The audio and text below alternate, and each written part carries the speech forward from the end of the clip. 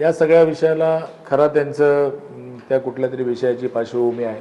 विरोधी पक्ष आहे ते आपलं काम करत आहेत की पक्षाच्या ज्या कार्यकर्त्याने पक्षाचं त्यावेळी ऐकलं नाही किंवा पक्षाने जे काय सांगितलेल्या गोष्टीचं पालन केलं नाही, पक्ष शिस्त पाळली नाही, त्यांच्यावर भारतीय जनता पार्टीचा जिल्हाध्यक्ष म्हणून मी तात्काळ कार्यवाही केलेली आहे। ज्यावेळी हा विषय कधी चर्चेला येईल तेव्हा आम्ही जिल्ह्यातली प्रमुख मंडळी जे आहोत ती ठरवू, त्या बाबतीत वरच्यांचं मार्गदर्शन लोकसभा भाजपकडे ठेवला आहे आणि जी महायुतीचे आमदार दीपक केसरकर यांच्या मतदारसंघात होणारी जी आंदोलनं आहेत, अशोक खरातच्या सोबत फोटो व्हायरल झाल्यानंतर त्याला पैसा पुरवला जातो आणि त्याच्या मागे विशाल नेतृत्व असल्यासारखं असल्याचा आरोप केला। त्याच्यावर तुमची प्रतिक्रिया काय आहे?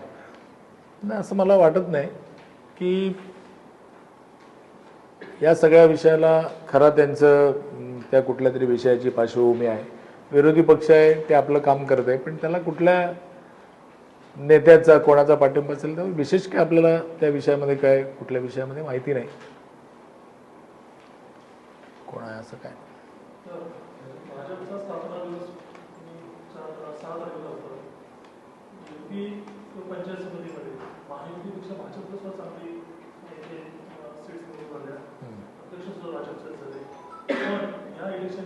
काही नाराज जे होते अपक्ष म्हणून घडले ते जिंकूनही आले।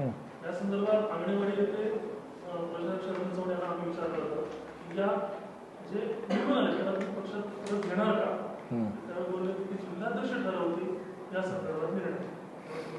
नाही, कसं आहे की पक्षाच्या ज्या कार्यकर्त्याने पक्षाचं त्यावेळी ऐकलं नाही किंवा पक्षाने जे काय सांगितलेल्या गोष्टीचं पालन केलं नाही, पक्ष शिस्त पाळली नाही, त्यांच्यावर भारतीय जनता पार्टीचा जिल्हाध्यक्ष म्हणून मी तात्काळ कार्यवाही केलेली आहे। त्यानंतर ते कोण त्यापैकी निवडून आले असतील, कोण हरले असतील, त्याचा काय विचार करण्याचा फारसा भारतीय जनता पार्टीने तो विषय अजेंड्यावर घेतलेला नाही। आणि ज्यावेळी असं काही निलंबन वगैरे सगळ्या ज्या गोष्टी असतात, आता तुमच्या ह्याच्यात आहे, माहितीत आहे की काही निलंबन, तर पक्षाचं प्रदेश नेतृत्व असतं किंवा जिल्हा स्तराची कोर कमिटी असते, ती याच्यावर यथावकाश गरज वाटली या सगळ्या गोष्टीचा त्याच्यावर निर्णय घेतील। जिल्हाध्यक्ष हा जरी नेतृत्व करत असला तरी भारतीय जनता पार्टीची कार्यप्रणाली अशी आहे की कोर टीमने त्या सगळ्या विषयामध्ये विचार करावा। त्यामुळे अशा पद्धतीचा कुठलाही विचार अजूनपर्यंत तरी झालेला नाही, अशा पद्धतीची कुठली चर्चा अजूनपर्यंत झालेली नाही।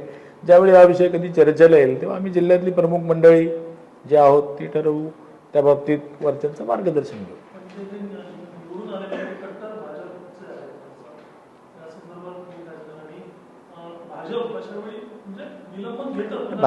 भारतीय जनता पार्टीच्या निशाणीवर जी लोक निवडून आली तितकीच लोक भारतीय जनता पार्टीचे आहेत असं आता तरी आपण समजलं।